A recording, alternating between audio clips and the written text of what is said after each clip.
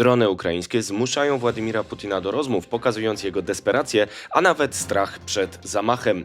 Kryzys w Iranie trwa, więc Polska może dłużej mrozić ceny paliw. Donald Trump wybiera się do Pekinu. Jest 11 kwietnia 2026 roku, nazywam się Wojciech Jakubik, a to jest codzienny przegląd informacji sektora energetycznego i paliwowego Energy Drink. Zapraszam.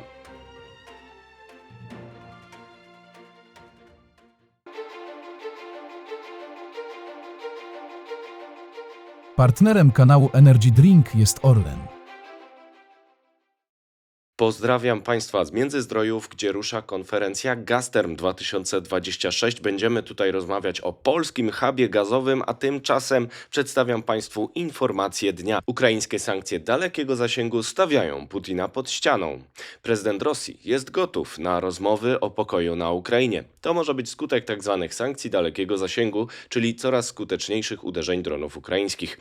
Władimir Putin wziął udział w skromnej paradzie z okazji tzw. Dnia Zwycięstwa w Rosji, zorganizowanej na rocznicę zakończenia II wojny światowej, obchodzonej przez Rosjan 9 maja. Wydarzenie poprzedził telefon Putina do prezydenta USA Donalda Trumpa, który zaapelował do Ukrainy o 3-dniowe zawieszenie broni w czasie parady. Prezydent ukraiński wydał dekret zezwalający na tę uroczystość.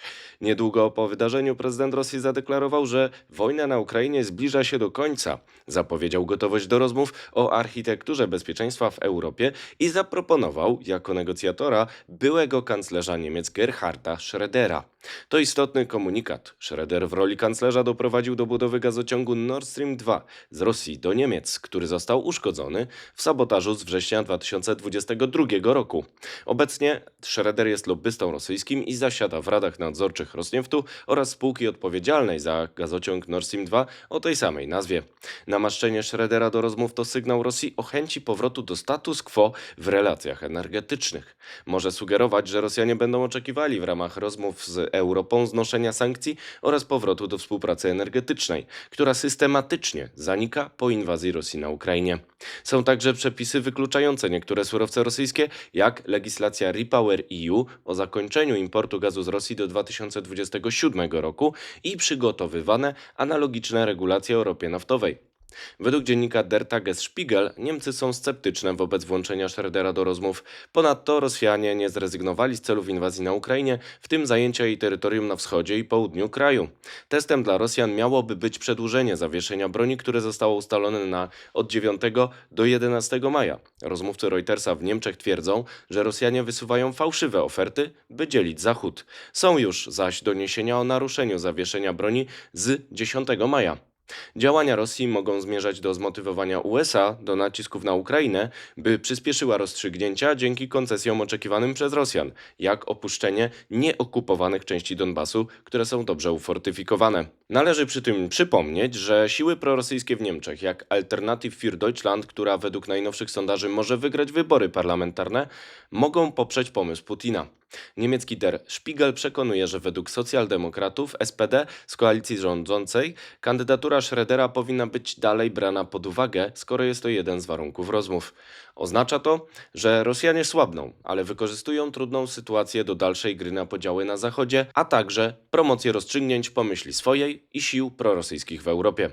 To dowód desperacji po tym, jak tzw. sankcje dalekiego zasięgu upokorzyły Kreml, zmuszając go do ograniczenia najważniejszej imprezy propagandowej w roku oraz pośredniej prośby do Kijowa o zawieszenie broni.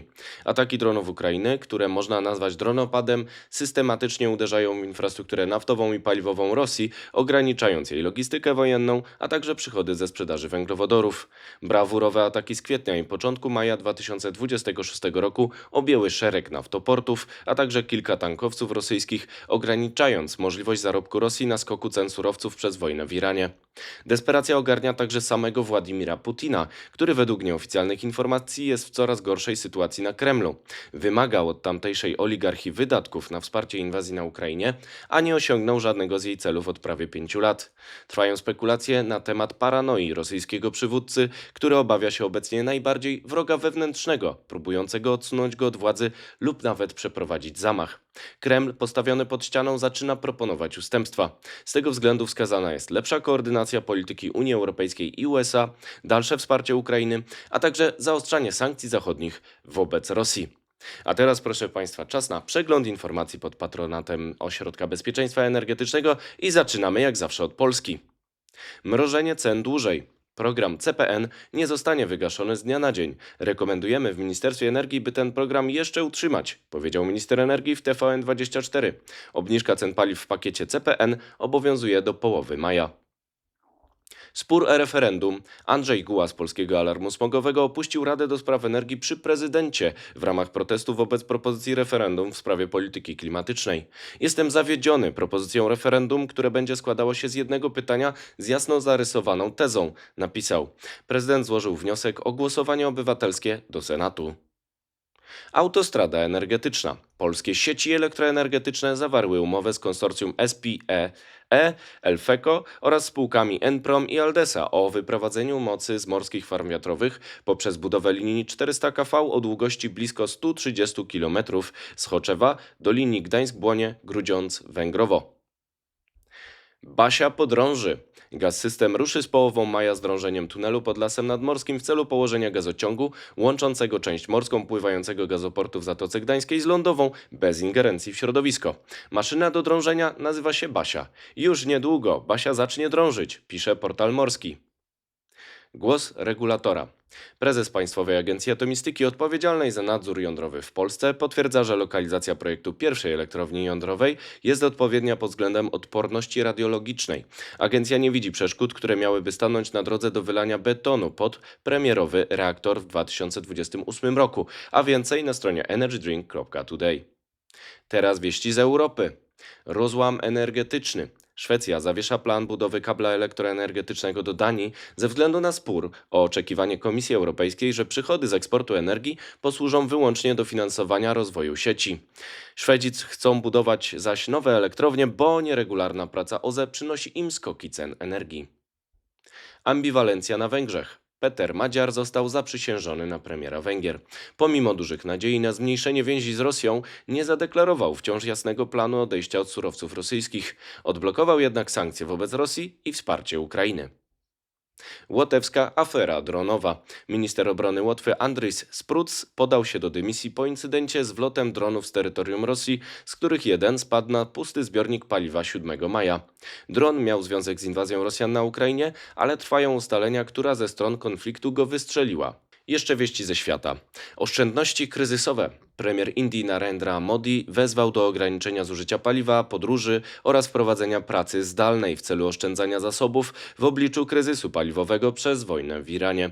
Indie to trzeci największy importer ropy na świecie. Depresja zapasów. Morgan Stanley ocenia, że globalne zapasy ropy spadły o 4,8 milionów baryłek dziennie od 1 marca do 25 kwietnia 2026 roku. To tempo bez precedensu. Goldman Sachs ostrzega, że zapasy ropy są najniższe od 2018 roku. Szczyt w Pekinie. Donald Trump ma odwiedzić stolicę Chin w dniach 14-15 maja. To będzie jego pierwsza wizyta od 2017 roku w stolicy Chin. Jednym z kluczowych tematów będzie wojna w Iranie. W grę wchodzą także zakupy surowców z USA i dalsze zawieszenie sporu o surowce krytyczne. Rozmowy bez przełomu. Iran miał zaproponować USA tylko zakończenie walk bez komponentu żeglugi przez cieśninę Ormus. Donald Trump uznał propozycję za nieakceptowalną. 11 maja dalsza eskalacja winduje cenę ropy do ponad $104 za baryłkę, czyli o ponad 4%. To wszystko w materiałach przygotowanych dzisiaj, następne oczywiście już jutro, więc zapraszam Państwa serdecznie. Do zobaczenia, do usłyszenia.